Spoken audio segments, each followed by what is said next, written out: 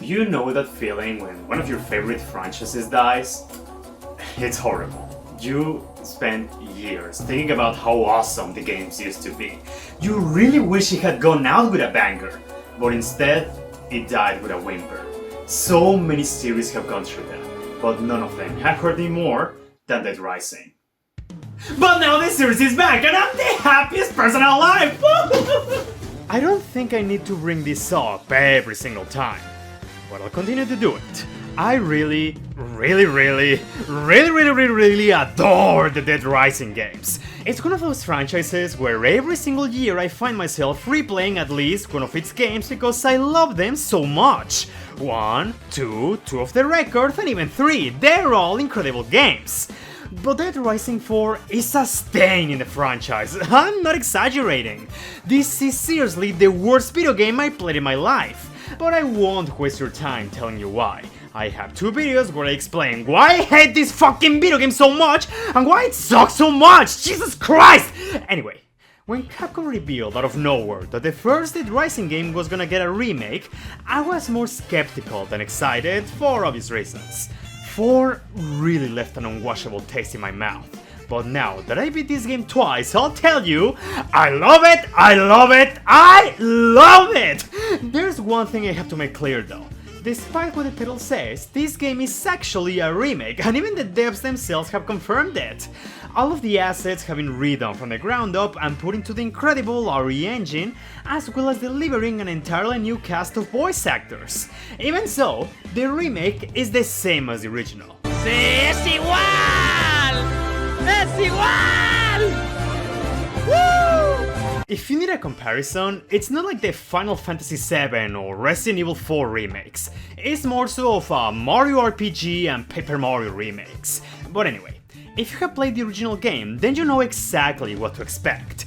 Time limits, scoops, rescuing survivors, fighting psychopaths, and of course, killing zombies in fun and creative ways. This is Dead Rising in its purest state. Now, is it perfect? No, the original game wasn't, and this remake sure as hell isn't. You may have heard some criticism towards this new version, with some of it being more stupid than others, but now I'll try to tell you in a more reasonable way what I love and what I dislike about Dead Rising Deluxe Remaster. Let's start with the 3 most important changes of them all. The Survivor AI has been completely fixed! This is seriously the greatest change of them all. Dead Rising, for as much as I love this game, I've never been able to rescue every single survivor. And not because of lack of planning or lack of skill. I can do it in the rest of the games with no problem. But in 1, the Survivor AI is so ridiculously stupid that it straight up infuriates me. Survivors in the original game were very prone of breaking down at any point, throw themselves into certain death, will get in your way all the time, and were unable to follow the simplest of tasks. In the remake, that is the least of your worries now. The survivors are now much more capable than ever before. You can go at your own pace and rarely have to worry about one of them falling behind 100% of the time. They still tend to do something stupid from time to time or get stuck fighting some zombies, but it's nowhere as terrible compared to the original game. For reference, by the time I finished my second playthrough, I rescued every single survivor. I've never done that before. But thanks to the improved AI, this is actually achievable without you losing a lot of hair. They even introduced this small mechanic that shows your survivors prefer weapons and food. If you give them the former, they'll be better in combat. If you give them the latter, they restore their entire health and their mood will improve as a result. There was something kinda similar in the original, but in the remake, they outright show it to you, which I think is incredible. The second most important change, Otis isn't annoying anymore. A godsend to any fan of the original game. For those who don't know, back in the day Otis will constantly call you through a transceiver to give you scoops. And this was a huge pain in the ass, as you couldn't skip dialogue and you were also defenseless while answering it. You couldn't attack, swap weapons, use items, hell, you couldn't even jump. And if you were interrupted, either by being attacked or going through a loading screen, Otis will call you again, scold you, and start the conversation right from the beginning. All of that? Forget it, it's gone. The call will continue normally even if a zombie is biting your dick. If you somehow get annoyed, you can just skip the entire dialogue, and if somehow the call gets interrupted, Otis won't get mad. Now Frank is considerate enough to apologize to him next time he answers. And the third biggest game changer of them all, the option to speed up time, an incredible tool for any better run of this game. Dead Rising has a lot of great scoops, great battles, and great story sequences, but at the same time, it has those moments where literally nothing happens. This isn't so bad in the first and second day, but in the third one, there's barely anything left to do. And by the time you only have 12 hours left, all you have to do is wait. That's an entire real-life hour where you can leave your game hanging, unless you go to speak to Isabella to get the true ending. With this feature, that's a thing of the past, don't wait to get to the good stuff. Just go to any save point, accelerate the time, and there you go, keep the game going. There's even an option where Otis will call you while using fast forward to ensure that you don't miss any scoop, it's so convenient. If you're new to this series, I wouldn't recommend using this on your first run. But in later playthroughs, or if you're an experienced player, no doubt this feature will come in handy. Those are the most important and also positive changes that Dead Rising Deluxe Remaster did over the original, but make no mistake, there's still a bunch of differences worth mentioning. Some are good and others not so much, but I'll give you my opinion about them. New graphics! As said earlier, this game's assets were redone from the ground up into the incredible RE engine. And once again, it looks great. I will admit that at first I wasn't too big into Frank's new look, but it has grown on me. And many of the survivors look even better than ever before. Everyone is so detailed and much more expressive, which is awesome. New voice acting. This was actually one of my biggest concerns when the remake was announced, and in no small part due to Frank West himself. This is because Frank's old voice actor, TJ Rotolo, is beyond iconic. Kinda. I've covered wars, you know. It's hard to imagine these two separate from one another. But then Capcom Vancouver changed his voice in Dead Rising 4 and everyone got mad. Fans went as far as making petitions to make TJ Rotolo reprise his role. And now you're changing him again for the remake? Capcom, what the hell? Did you learn nothing from 4? But then two things happened that opened my mind a little bit. One, Capcom has a habit of changing voice actors for remakes, just look at the Resident Evil games.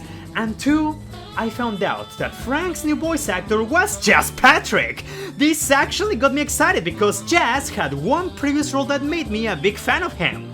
He was Porticio the Merchant in Octopath Traveler 2, and long story short, that guy was my favorite character in the entire game, and Jazz's incredible performance played a big role in that. So of course, I was a bit more open to the idea of giving Frank a new guy. So how does he compare? Kinda. I've covered wars, you know. Jazz Patrick, he's not TJ Rotolo, he will never be TJ Rotolo. But you know, that's totally fine. Jazz Patrick is a great voice actor, and I think he makes for a great Frank West.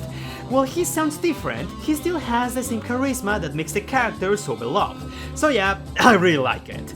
Now, why did they remove the fantastic line after taking a photo?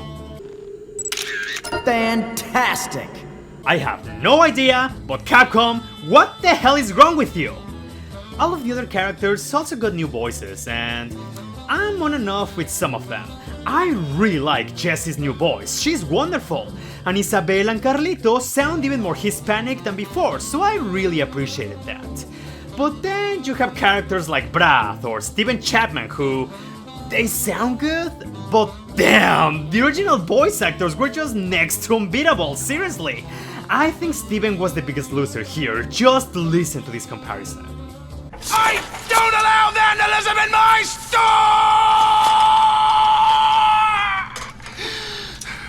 I don't allow vandalism in my store! Oh yeah, and all of the survivors are fully voice acted now, so that's cool. I thought that gave more personality to the scoops. All in all, I will say I prefer the original cast, but that doesn't mean I hate this one or that it's terrible, oh no.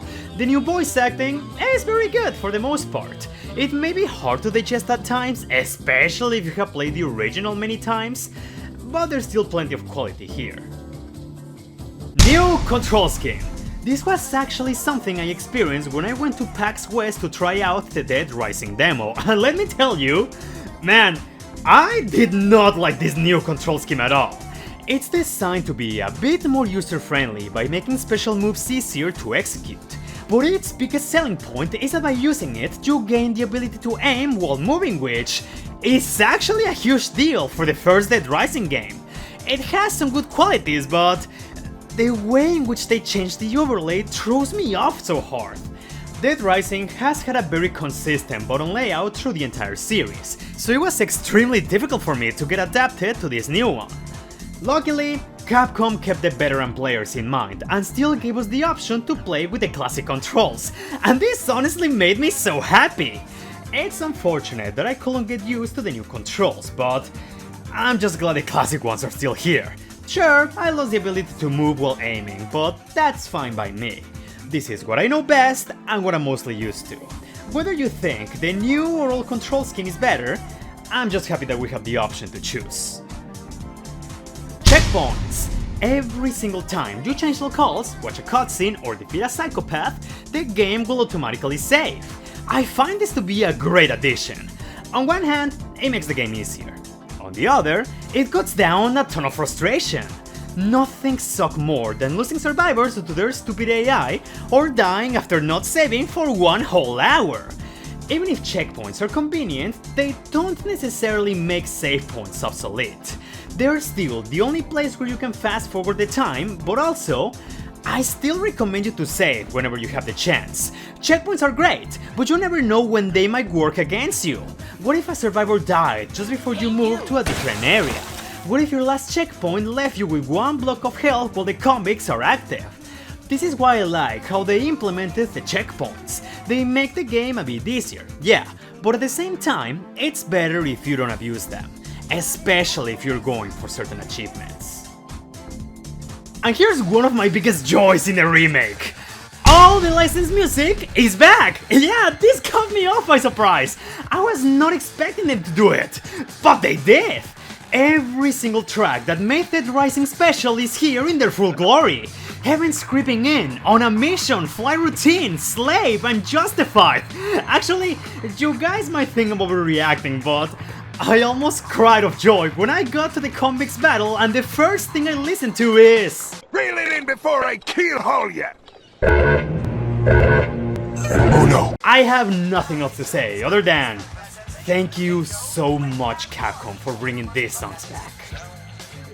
The mini chainsaws aren't as broken as before. Yes, trust me, this is actually a big change. As many of you know, the mini chainsaws in the original game were ridiculously strong, being able to take down the beefiest of psychopaths in 2 swings.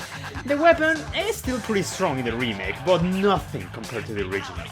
It was a bit upsetting at first, but I actually kinda like this change because I feel that by not giving me access to something so broken right away, it actually made me enjoy the game even more. I found myself experimenting with other weapons, and since the psychopaths don't die in 2 hits, I was having so much fun fighting them longer, as well as listening to their battle themes for more time. That was good. Locker. Same way as Dead Rising 3, the security room has a locker where you can access all of your DLC customs, which can change the music that plays in them all. On top of that, you can also swap into any clothes you have worn at least once, and even those you have unlocked through challenges. It's really cosmetic, but I get a kick out of changing my outfit often in these games, so I'm glad they implemented this. Now, here's something that is both good and bad at the same time. When it comes to gameplay, the remake is loyal to the original. Sometimes very loyal to a fault. I don't mind my Dead Rising games being a bit janky and even stressful to some degree. But even in this remake, I came across many unfair scenarios that reminded me a lot to the original. For example, during the convicts battle, I was launched right behind the jeep and they continued to infinitely back up. This left me in a stun lock animation where all I could do was wait until I died. And another one. Jo is a psychopath that holds 4 female survivors as hostages. As soon as her mission becomes available, if you enter Wonderland Plaza, the HP bars of 3 survivors will spawn. And if you leave the area, then they will gradually deplete until they die. I completely forgot about this, so I took the shortcut to Wonderland Plaza, go fight Isabella, save, and then fight Joe with 3 of her survivors being killed off screen, which completely ruined my perfect run. And that, and many other jank, is what you can expect in this remake. And finally, I think it's only fair that I address the final big change in this game. They censor content, and I'm sure you may have heard all sorts of opinions about this. So what do I think? Worst case scenario, oh, that kinda sucks. Best case scenario, man, I don't give a damn, it doesn't affect the gameplay, so why should I care? There are some changes done with the psychopaths. Cliff Hudson no longer refers to you as Viet Cong, nor calls you a communist, which I think that was kinda necessary. Like, he's literally a war veteran and the game takes place in 2006. I think him calling you those names makes a lot of sense. Now, does that diminish how memorable he is? Hell no! He's still very tragic and is one of the most fun psychopaths to battle. Larry Shang got turned into Peter Griffin. This was done to make him look less like a racist stereotype towards Chinese people. I get the intent of this change, but I don't know. I definitely think Goldie Larry was more menacing and even more uncomfortable to watch. He definitely had a stronger presence, but again, the dialogue is mostly the same, the battle is exactly the same, and he's still disturbing in some aspects. Sure, I prefer his incarnation in the original, but I still like this new version. And of course, the change that caused the most outrage. They removed the erotica category when taking photos. Yeah, photographing sexy zombies is out of the question in this game, and therefore the camera mechanic is ruined. Or is it really? I'll repeat what I said earlier. On one hand, it kinda sucks that erotica is gone. On the other, man, I really don't care. Erotica was already the rarest category in the original and it only came relevant in one occasion. You had to take a good erotica shot to continue the Ken Swanson quest, which is now replaced with a good outtake shot.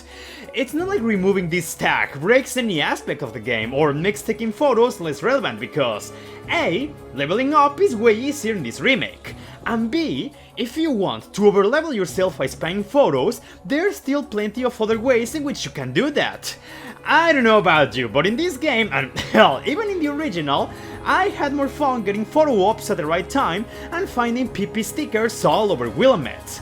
Erotica was something I only happened to come across by pure chance, and was only relevant for one quest. It's so ridiculous to me that this one change caused a lot of people to call this game woke because, yeah, it sucks that they removed it, but I think it's very inconsequential at the end of the day. But so many people act as if somehow this changed the entire game.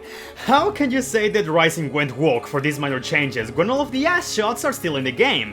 Frank can wear all of the dresses he wants. Isabella still does this pose when using a laptop. Joe Slade is still a disgusting sexual harasser that must go down, and hell, they even left a quest where a survivor asks you to take sexy photos of her completely intact.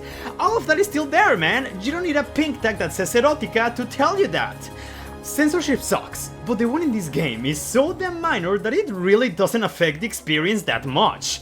But you know what does? Improved survivor AI, being able to accelerate time, Otis not being annoying anymore. And other cool additions affect my experience, but in a very positive way.